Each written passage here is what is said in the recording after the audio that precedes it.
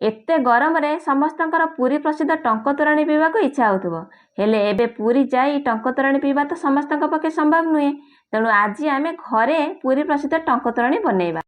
सेथिपई गोटे दिन आगरु पखाळिक रखिथा अरुआ भात को पापुली साहाय्य टिके दळी नियंतु। तापर ताको आ गोटे पात्र को तोराणी तक ढाଳି नियंतु। एठी मु दही हांडी रे बनौची।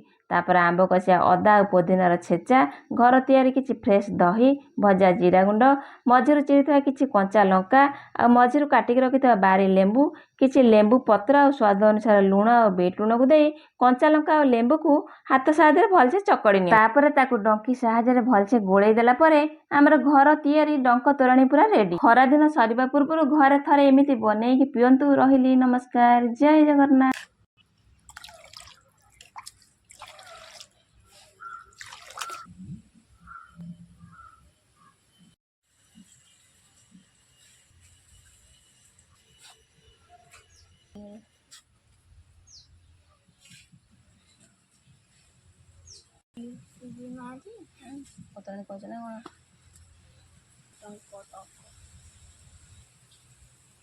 बढ़िया है ना।